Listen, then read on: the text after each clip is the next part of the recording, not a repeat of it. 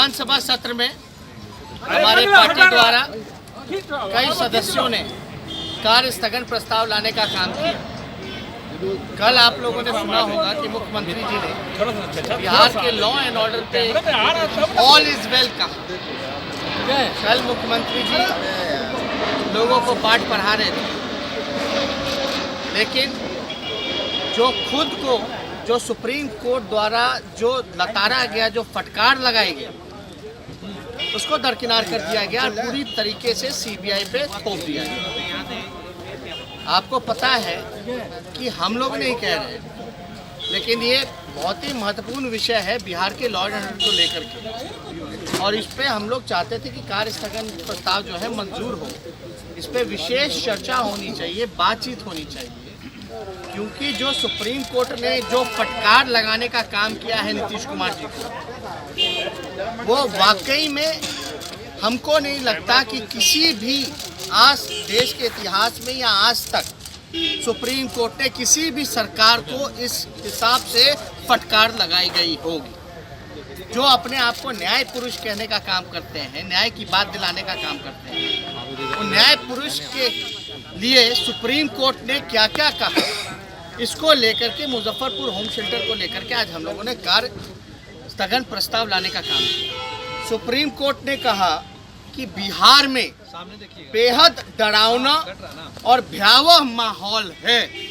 ये मेरा कोर्ट नहीं है, ये सुप्रीम कोर्ट ने कहा। और मुख्यमंत्री कहते हैं ऑल इज वेल, लेकिन सुप्रीम कोर्ट कहता है ऑल इज नॉट वेल। आप कहिएगा, सुप्रीम कोर्ट ने यह भी कहा कि ये जो घटना जो हुई दुर्भाग्यपूर्ण है, अमानवीय है, असंवेदनशील है। आप समझिए कि सुप्रीम कोर्ट इतना तक कह चुका है पहले भी कि ये स्टेट स्पॉन्सर्ड है, और यहीं तक नहीं रुका गया। सुप्रीम कोर्ट ने पहले भी इसके पहले फटकार लगाई थी कि राज्य सरकार को नीतीश कुमार जी ने जिस प्रकार से आरोपियों को बचाने का काम किया था, पहले तो एफआईआर में नाम नहीं थे, 2 महीने एफआईआर होता है 2 महीने बाद, और उसमें भी धाराएं जो लगाई गई थी वो कमज़ोर धाराएं लगाई गई थी, मारपीट की लगाई गई थी।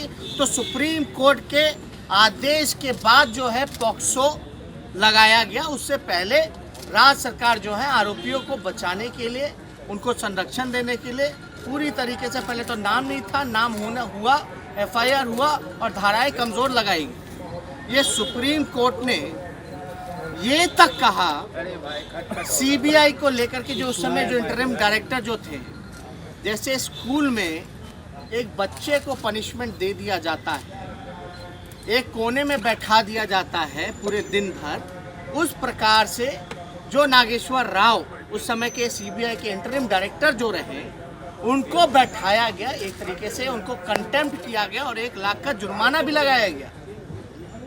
आज तक ऐसा नहीं हुआ कभी जो इस केस को लेकर के हो रहा है, और हम लोग इसको लेकर के कार्य स्थगन प्रस्ताव ला रहे हैं। तो हमारे कार्य स्थगन प्रस्ताव को मंजूरी नहीं दी जा रही।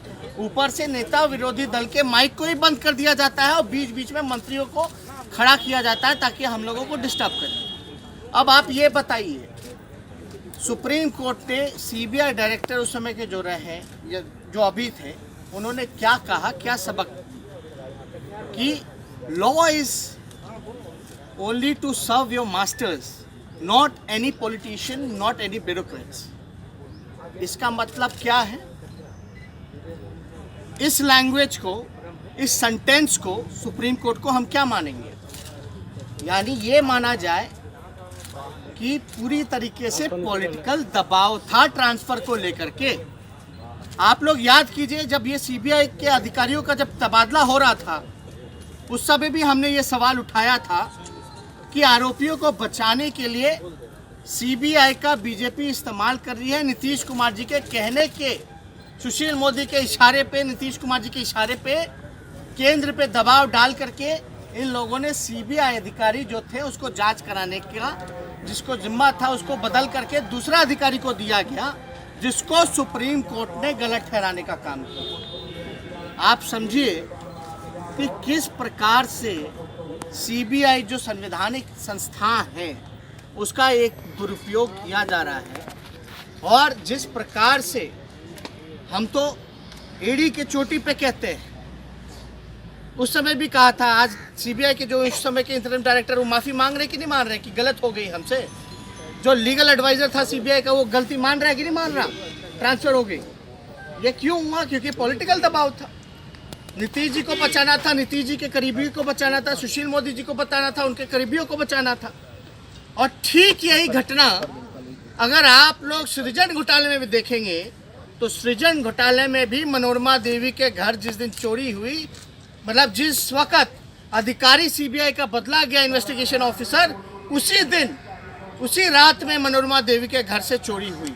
अब क्या दस्तावेज थे, क्या नहीं थे, किस प्रकार का था, सेम घटना। अब मुख्यमंत्री लगातार चुप्पी साधे हुए और मुख्यमंत्री जी कह रहे हैं, आज अध्यक्ष जी ने कहा कि ये तो भाई सीबीआई देख रही है, लेकिन आप ये बताइए कि आप तो 2 महीने तक आप लोग इससे पहले देख रहे थे, आप तो एफआईआर भी नहीं कर रहे थे। वो तो सीबीआई हम लोगों के मांग पे किया गया। उस समय के तो पुलिस कमिश्नर और डीजीपी कहते थे कि बिहार पुलिस सक्षम है, लेकिन 17 जो होम शेल्टर है उसको सुप्रीम कोर्ट ने बिहार सरकार को नहीं दिया, बिहार पुलिस को नहीं दिया, सीबीआई को दे दिया। तो आपका तो यहाँ फेलियर है। और आप यहाँ कहते हैं दिन प्रतिदिन हत्या, लूट, बलात्कार बढ़ रहा है। मुख्यमंत्री जी, अच्छा होता थोड़ा आंकड़ा दे देते कि बिहार कौन कौन से अपराध में अव्वल नंबर पर है और उसको रोकने के लिए आप लोगों ने क्या किया। देखिए, हमारे चाचा जो हैं पेपर के तिगरमबाजी में माहिर हैं, मैनिपुलेट करने में, कागजों के साथ खेलने में हमारे चाचा जो है तिगरमबाज हैं। ये वो भी जानते हैं, हम भी जानते हैं।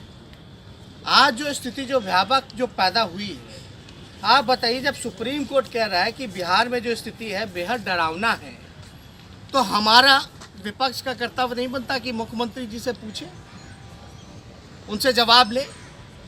और 2 चीज़ और पूछना चाहेंगे, 3 चीज़ों के लिए आज हम लोगों ने मांग की। क्या मांग थी भाई? कोई, हम तो कह रहे भाई आप सीबीआई को भी सहयोग करो ना। ऐसा तो है नहीं कि सीबीआई जांच कर रही तो आप सहयोग नहीं कर सकते। और हम तो सीबीआई से भी मांग करते हैं कि जिस प्रकार से मंजू वर्मा पकड़ी गई, किस वजह से पकड़ी गई थी? कॉल रिकॉर्ड्स निकले थे कि नहीं निकले थे? लेकिन और कॉल रिकॉर्ड्स कहाँ हैं भाई? बाकी के कॉल रिकॉर्ड्स कहाँ हैं? सरकार अगर कॉल रिकॉर्ड्स अगर जारी कर दे तो इसमें क्या नुकसान होगा इन्वेस्टिगेशन में? तो और जांच को मदद पहुंचाने की बात होगी। कौन थे भाई मूछ वाले मंत्री जी, तोंद वाले मंत्री जी? क्या बिहार की जनता, हम लोग नहीं जानना चाहेंगे? कहाँ गई मधुबनी में जो शेल्टर होम में जो जिस बच्ची को भेजा गया, जिसने गवाही दी थी, क्या उसके बारे में हम नहीं पूछे कि वो जिंदा है कि कहाँ गई है, मार दी गई है? क्या हमारा फर्ज नहीं बनता? क्या राज्य सरकार की कोई जिम्मेदारी नहीं बनती? बच्चियां जो थी वो कहाँ की थी, किसके होम शेल्टर में रहती थी? सीबीआई मतलब कर रही है तो आप पूरी तरीके से पल्ला झाड़ दीजिएगा, ऐसा भी नहीं। आप बताओ सीबीआई से पूछ करके कि सृजन घोटाला कहाँ तक पहुंचा। आप बताइए मधुबनी वाली बच्ची कहाँ है, कौन, किससे हम पूछेंगे? केंद्र में ये है, सीबीआई इनका तोता है, राज्य में ही है, इनके पुलिस इनके तोते हैं। हम कहाँ जाएं इंसाफ के लिए, न्याय के लिए? हम तो 2 ही 3 चीज पूछ रहे हैं कि एक कॉल रिकॉर्ड जो है उसका मंत्री का, जिसका भी हो, ब्रिजेश ठाकुर का, उसका सार्वजनिक कीजिए। और कौन मंत्री है जिसने अभी अपना नंबर भी बदल लिया है? कौन वो मंत्री है जिसने नंबर बदलने का काम किया है, जिसके नंबर पे कई बार फोन गए हैं उसके और उसके पीए के नंबर पर सारे नंबर को बदला गया है? कहाँ गया जो सीबीआई ने रेड की थी उसकी डायरी को, जिसमें लिखा था पटना वाले सर? कहाँ गया वो डायरी? क्या हमारा गलत मांग? हम पूछ रहे हो बच्ची के लिए, जो नीतीश कुमार जी के बेहद करीबी जो नेता हैं, उनके पीए का होम शेल्टर है मधुबनी में। क्या कार्रवाई की गई उस होम शेल्टर के जो मालिक थे, जो ओनर थे, जो चलाते थे? क्या कार्रवाई की गई? हम तो पूछ रहे हैं यही बात। क्या ये जायज़ नहीं है? जब सुप्रीम कोर्ट इतना गंभीरता से इसके लिए अलग से कोर्ट ट्रायल करा रहा है तो मुख्यमंत्री को इस पे जवाब नहीं देना चाहिए। और जब पहली बार हमको लगता है किसी भी राज्य सरकार के प्रति या किसी भी सरकार के प्रति सुप्रीम कोर्ट ने इतनी तगड़ी फटकार लगाने का काम किया है, जो कि हमको जहां तक लगता है कि नीतीश कुमार जी ने पूरी तरीके से अपराधियों को बचाने का काम किया, सबूतों को नष्ट किया गया। अगर सीबीआई वगैरह अगर पूछ रही होगी तो हम तो चाहेंगे कि मुख्यमंत्री और उप मुख्यमंत्री का भी नाम जोड़ना चाहिए एफआईआर में। इन पे भी प्रिलिमिनरी इंक्वायरी होनी चाहिए, क्योंकि जिस प्रकार से इन लोगों ने संरक्षण देने का काम किया वो भी अपराध है। अपराधी को बचाना उससे भी बड़ा अपराध है। जिस प्रकार से ये सारा कॉन्स्पिरेसी किया गया है, इसमें मुख्यमंत्री डायरेक्ट अभियुक्त हो सकते हैं, क्योंकि उन्हीं के पार्टी के मेंबर थे ब्रजेश ठाकुर। इसको वो नकार नहीं सकते थे। सुशील मोदी जी के खास मंत्री हैं, उन्हीं के पार्टी के जो अभी वर्तमान में मंत्री हैं।